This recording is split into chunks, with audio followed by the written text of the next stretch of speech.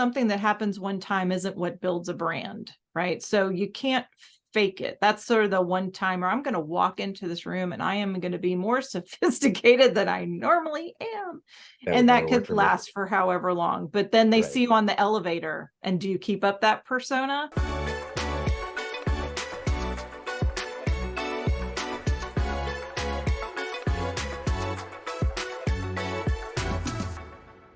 We wanted to see how we would do about talking about things that are important to us. And I'm sitting here with Lisa Tilt, and she has taught me a lot about brand and LinkedIn and marketing stuff that I never really thought that I would need to know as a salesperson. So I want to get into my brand. And um, this is something near and dear to my heart, and only because of the fact that I did it on purpose. Somebody made a suggestion to me a long, long time ago, and I have been very deliberate about my brand, and that's where Esco comes from, and we can talk about where I got that nickname later on. But what is a brand as you would coach your clients through it, Lisa?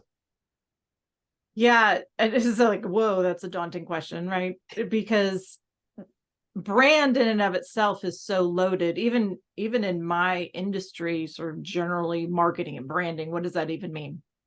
When we're talking about a person, what I think is important to understand, it's just, really understanding authentically who you are, not separating professional and personal, right?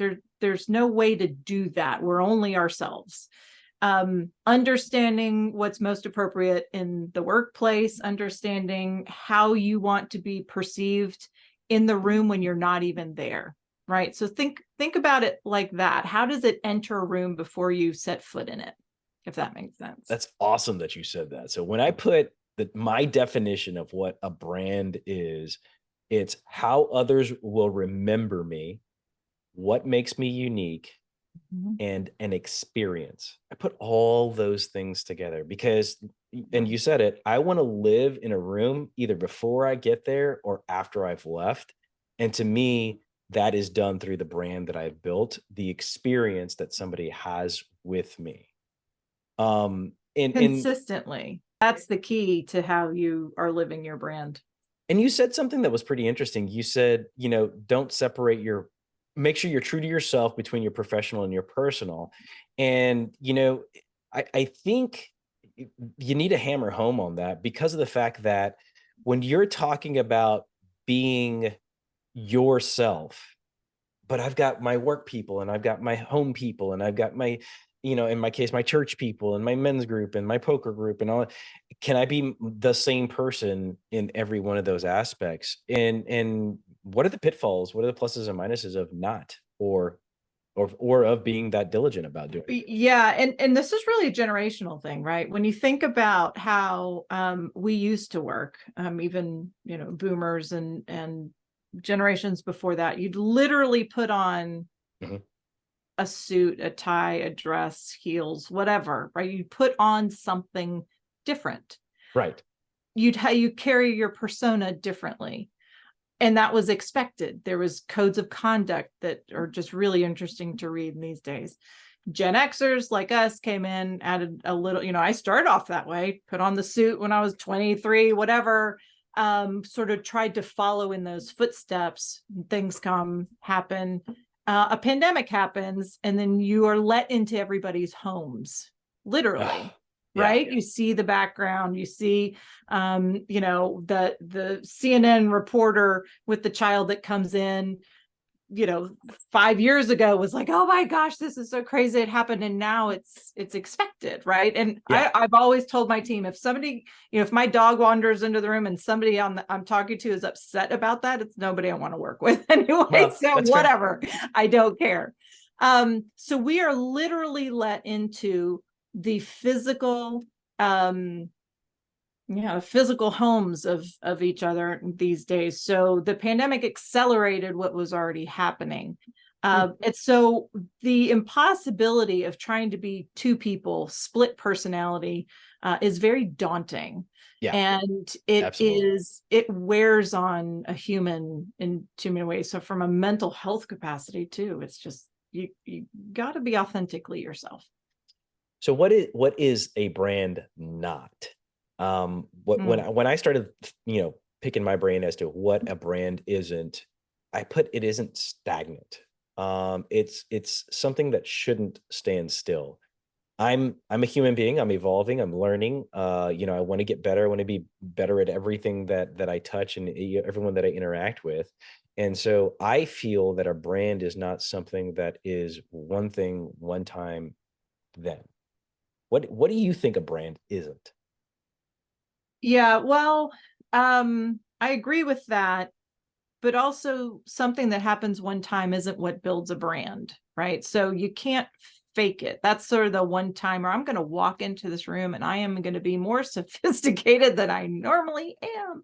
That would And that never work could for me. last for however long. But then they Right. see you on the elevator. And do you keep up that persona? Are you supposed to? I don't know.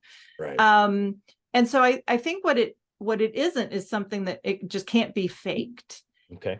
because it will come out in ways later that just hopefully aren't disastrous. I can't think of what that might be. But when, again, working with like our execs, they trying to be something you're not isn't going to Yeah. work. So the best example of my brand being successful was I was sitting through an annual review. It was my boss was reading my annual review to me, and blah blah blah, and it was a lot of this boilerplate stuff that he had to say.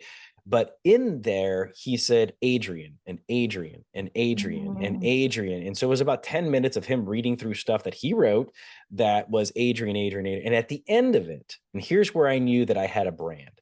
At the end of it, he goes, that sounded so foreign to me, saying Adrian. It's like, who is this person that we're talking with? And I'm supposed to be talking to Esco on the phone. And to me, that was it epitomized how I have a brand. And Mhm. it's something that I can hold my hat on. Of course, there were tears in my eyes with all the nice things he was saying about me, but it's about Of this course. Adrian guy. It wasn't about this Esco guy. So I don't know. So Of course. so what is your feedback for somebody who's either massaging where their brand is or deciding today based on this conversation, I want to build a brand? What's your advice? My gosh, the best way to understand or build your brand is to ask people who will tell you the truth what kind Hmm, of person they think you are. That's one of the first exercises we do, whether it's, with ourselves or with our person, is asking peers, again, not necessarily your family, but people you interact with in a professional environment, right. as to what is it like working with this person? I'm not talking like good, bad, ugly, whatever. I'm talking about, are they on time? Do they do what they say they're going to do? Can you hold them accountable? Do they bring new ideas to the table? All of these start to shape who you are. Because, by the way, if I'm doing that at work, I'm also probably going to get it done at the PTA meeting, or, for the family, or donate to where I need to on time and get the kids to where I need to be. I Yeah. don't know. Um, and so I think that it's kind of asking other people what their experience with you has been consistently. That's a good place to start. How do I know it worked? For those of us that like numbers Mm, and to verify things, how do I know mhm. it worked? What stat or detail am I looking for to know that it worked? I think that it is anecdotal. Okay. It's hard to, so here's in my example in my world. So I've owned my company for 18 years or whatever. And it started out as me, and then it grew to a couple people, and then a few people more, and a few people more. And while it's not named directly after my name, how do I separate myself from the company now? What is anecdotally, what is going on in sort of the company? And I don't have to own a company for this to be the case, right? I can run a team. Right. What's the feedback from the team? Talk about, understanding your brand, read your 360s, right? Yeah. And so it's kind of that, asking for people in the experience. And if you're hearing consistent responses to the questions you've been asking year over year over year, that's the consistency. It's like giving yourself a pulse survey. I don't know what numbers that would be, but it's anecdotal things that you're hearing, and make note of those, by the way. You There you go. reflect back to them when you're feeling down or like, oh my God, I'm so stupid, I haven't, whatever. You know what? Actually, that's not what people are saying. That you persevere. Great, Lisa, that now's the time to persevere. Push through this. In our next session, we'll talk about my job and how that differs from my brand. And then we'll give you a couple of ideas on the last session on how to work through all these things, questions you could ask those three friends, those honest friends, and then other ways to understand how the barometer works. Thanks for your time. Thank you.